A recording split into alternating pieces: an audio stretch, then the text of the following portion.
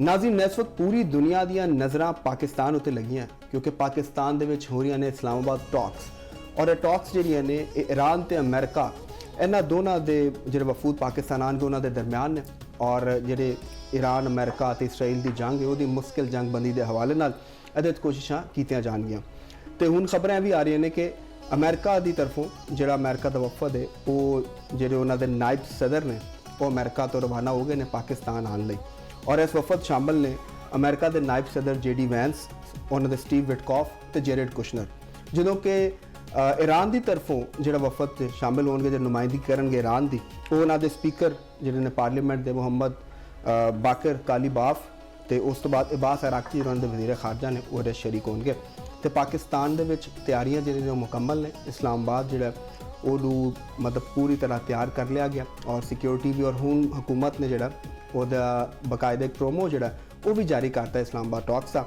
ਤੇ ਵਕਤ ਜ਼ਾਇਆ ਕੀਤੇ ਬਗੈਰ ਹੀ ਚੱਲਨੇ ਆ ਲਤੀਫ ਚੋਇਰ ਸਾਹਿਬ ਵੱਲ ਤੇ ਉਹਨਾਂ ਕੋਲੇ ਪੁੱਛਨੇ ਆ ਕਿ ਕੀ ਗੁਣੀਆਂ ਗੱਲਾਂ ਨੇ ਉਹਨਾਂ ਕੋਲ ਇਸਲਾਮਾਬਾਦ ਟਾਕਸ ਦੇ ਹਵਾਲੇ ਨਾਲ ਜੀ ਚੋਇਰ ਸਾਹਿਬ ਅਸਲਾਮ ਅਲੈਕੁਮ ਵਾਲੇਕੁਮ ਸਲਾਮ ਜੀ ਕੀ ਹਾਲ ਚਾਲ ਹੈ ਠੀਕ ਠਾਕ ਸੁਣਾਓ ਫਸਟ ਕਲਾਸ ਤਾਂ ਫਿਰ ਤੁਸੀਂ ਦੇਖਿਆ ਜਿਹੜਾ PTV ਦਾ ਜਾਰੀ ਕੀਤਾ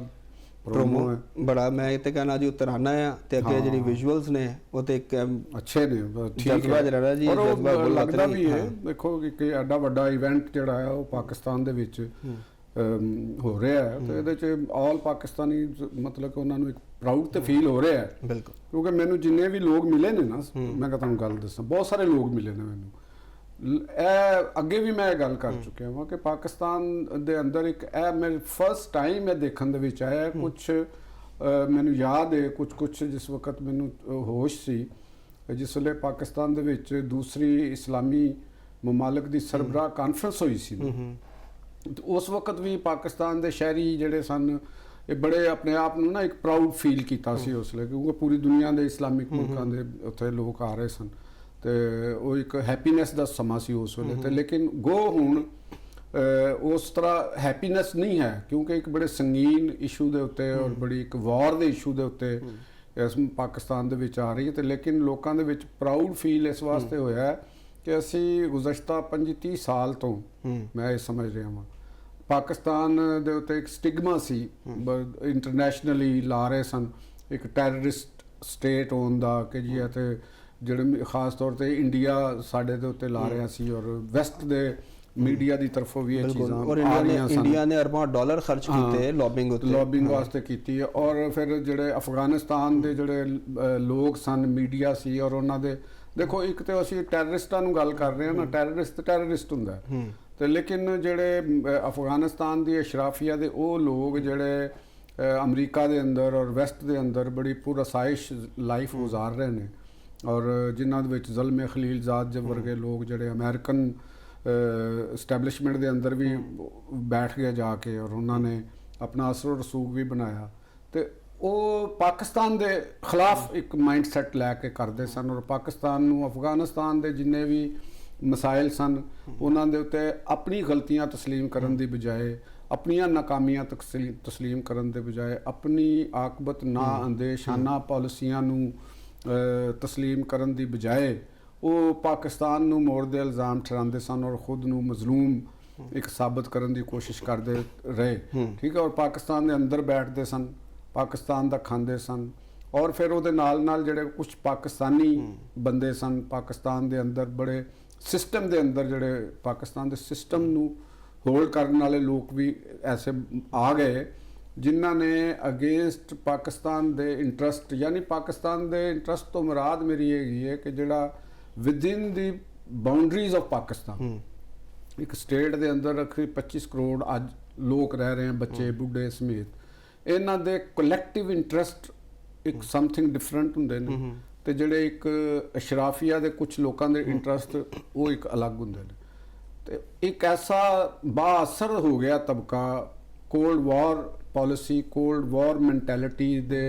ਵਜ੍ਹਾ ਦੇ ਨਾਲ ਜਿਨ੍ਹਾਂ ਨੇ ਪਾਕਿਸਤਾਨ ਦੀ ਆਵਾਮ ਦੇ ਕਲੈਕਟਿਵ ਇੰਟਰਸਟ ਦੇ ਖਿਲਾਫ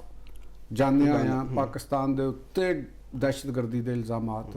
ਲਾਣੇ ਸ਼ੁਰੂ ਕਰਤੇ ਤੇ ਪਾਕਿਸਤਾਨ ਦੇ ਆਵਾਮ ਆਪਣੇ ਆਪ ਨੂੰ ਬੜਾ ਪਜ਼ਮਰਦਾ ਜਿਹਾ ਤੇ ਇੱਕ ਮਤਲਬ ਕਿ ਨਾ ਆਪਣੇ ਆਪ ਨੂੰ ਮੁਜਰਮ ਸਮਝਣਾ ਔਰ ਆਪਣੇ ਆਪ ਦੇ ਉੱਤੇ ਕੋਈ ਇਸ ਤਰ੍ਹਾਂ ਦੀ ਠੀਕ, ਅਪਰੋਚ ਹਾਂ, ਇਹ ਰਹੀ ਸੀ, ਲੇਕਿਨ ਹੁਣ ਤੇ ਜੋ ਸਭ ਅੱਜ ਸਾਨੂੰ ਇਹ ਚੀਜ਼ ਉਹ ਸਾਡਾ ਸਾਰਾ ਨਫਸੀਆਤ ਦੀ ਦਬਾਅ ਉਹ ਸਾਰਾ ਸ਼ੈਟਰਡ ਹੋ ਗਿਆ। ਅੱਜ ਤੁਸੀਂ ਕਿਸੇ ਦੁਕਾਨਦਾਰ ਕੋਲ ਚਲੇ ਜਾਓ, ਕਿਸੇ ਜਗ੍ਹਾ ਤੇ ਉੱਤੇ ਚਲੇ ਜਾਓ, ਕਿਸੇ ਮਜ਼ਾਕਰੇ ਦੇ ਵਿੱਚ ਚਲੇ ਜਾਓ, ਤੇ ਅੱਜ ਤੁਹਾਨੂੰ ਪਾਕਿਸਤਾਨ ਦੇ ਲੋਕ ਜਿਹੜੇ ਨੇ ਉਹਨਾਂ ਨੂੰ ਇਹ ਫੀਲ ਹੋ ਰਿਹਾ ਹੈ ਕਿ ਨਹੀਂ, ਪਾਕਿਸਤਾਨ ਇੱਕ ਮੁਲਕ ਸਟੇਟ ਤੇ ਹੈ ਹੀ ਹੈ ਵੇ, ਲੇਕਿਨ ਇੱਕ ਐਸੀ ਸਟੇਟ ਹੈਗੀ ਹੈ ਜਿਹੜੀ ਇੰਟਰਨੈਸ਼ਨਲ ਡਿਪਲੋਮੇਸੀ ਦੇ ਅੰਦਰ ਇੱਕ ਆਪਣਾ ਰੋਲ ਰੱਖਦੀ ਹੈ, ਇੱਕ ਆਪਣਾ ਵੇਟੇਜ ਰੱਖਦੀ ਹੈ। ਬਲਕਿ ਹੁਣ ਤੇ ਜੋ ਸਭ ਅਗਰ ਅਸੀਂ ਇਹ ਕਹੀਏ ਤਾਂ ਗਲਤ ਨਹੀਂ ਹੋਏਗਾ ਕਿ ਸਿਰਫ ਪਾਕਿਸਤਾਨ ਹੀ ਨਹੀਂ ਬਲਕਿ ਦੁਨੀਆ ਦੇ ਮਮਾਲਿਕ ਦੇ ਅੰਦਰੋਂ ਵੀ ਜਿਹੜੀ ਆਵਾਜ਼ ਆ ਰਹੀ ਹੈ, ਉਹ ਕਹਿੰਦੇ ਹਰ ਦਿਲ ਦੀ ਆਵਾਜ਼ ਪਾਕਿਸਤਾਨ ਜ਼ਿੰਦਾਬਾਦ। ਤੁਸੀਂ ਇਹ ਦੇਖੋ ਕਿ ਇਹੋ ਜੀ ਜੰਗ ਵਿੱਚ ਜਿਹਦੇ ਤੁਸੀਂ ਜੰਗ ਨੂੰ ਮੈਂ ਅੱਗੇ ਵੀ ਇਹ ਗੱਲ ਕਰ ਰਿਹਾ ਸੀ ਕਿ ਇਹ ਜੰਗ ਦੋ ਮੁਲਕਾਂ ਦੇ ਦਰਮਿਆਨ ਨਹੀਂ ਸੀ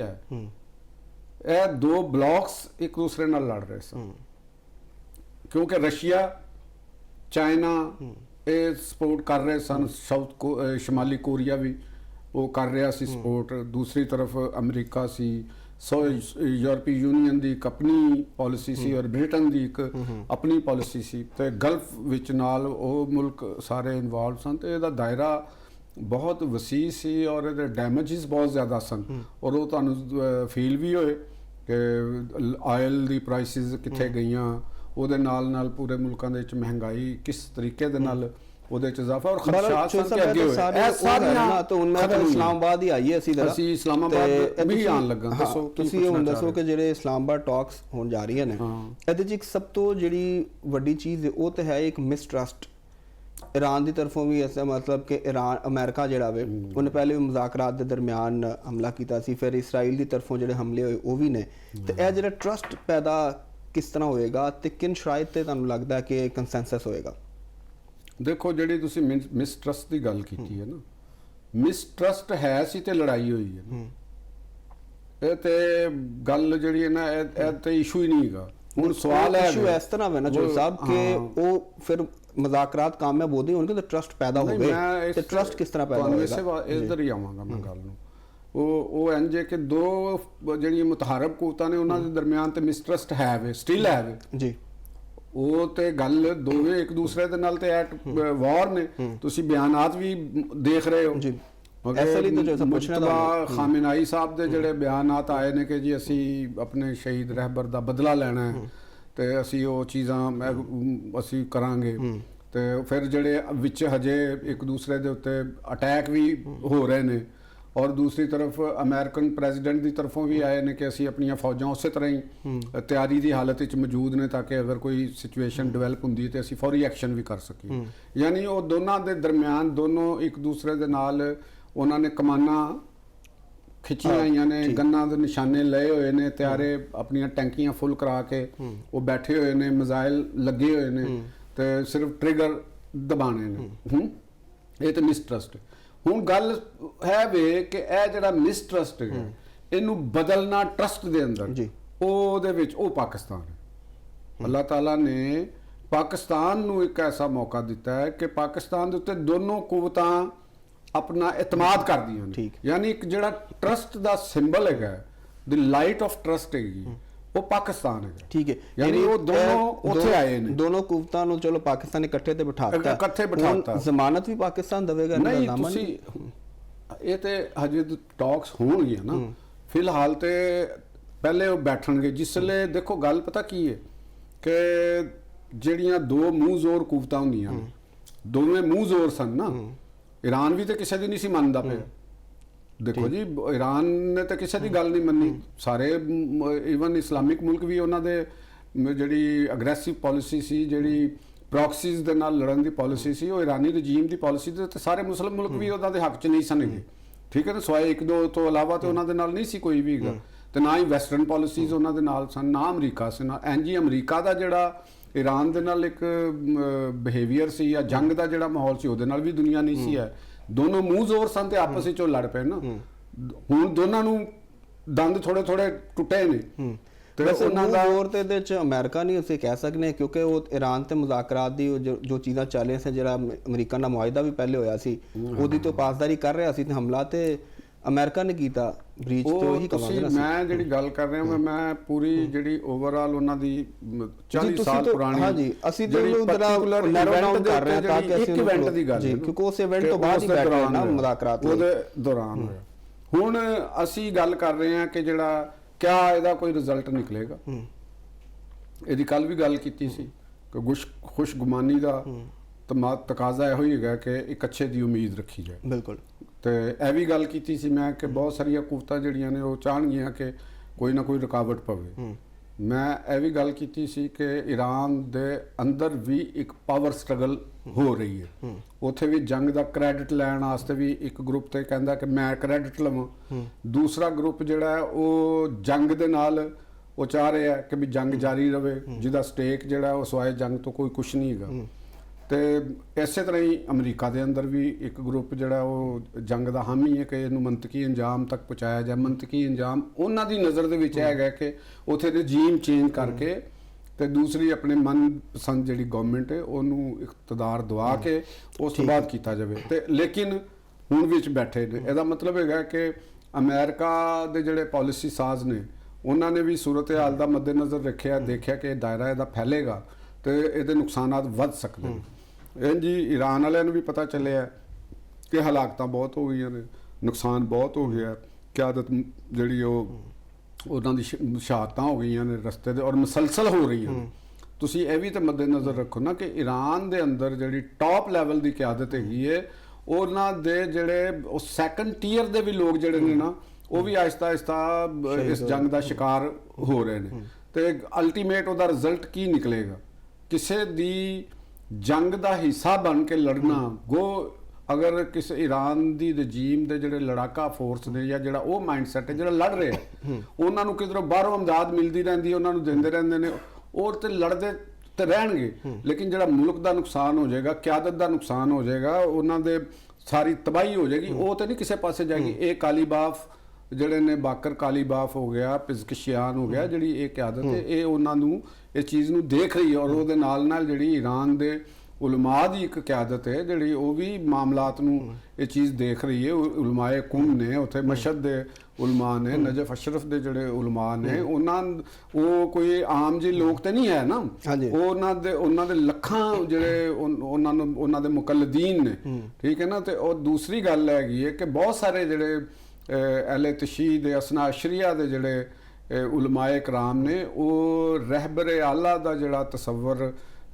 ਆਇਤੁੱਲਾ ਖਮੀਨੀ ਦੇ ਦੌਰ ਦੇ ਵਿੱਚ ਜਿਹੜਾ ਡਿਵੈਲਪ ਹੋਇਆ ਤੇ ਜਿਹੜਾ ਉਹਨਾਂ ਨੇ ਆਪਣੇ ਤੇ ਉਸ ਸਿਸਟਮ ਦੇ ਉੱਤੇ ਲਿਆ ਕੇ ਕੀਤਾ, ਜਾਂ ਖਾਮੇਨਾਈ ਜਿਹਨੂੰ ਬਹੁਤ ਸਾਰੇ ਉਲਮਾ ਜਿਹੜੇ ਨੇ ਉਸ ਤਰ੍ਹਾਂ ਉਹਦੇ ਹੱਕ 'ਚ ਨਹੀਂ ਹੈਗੇ। ਦੇਖੋ ਇਹਦੇ ਨਾਲ ਫਿਰ ਆਇਆ ਘੱਟ ਨੇ ਨਾ,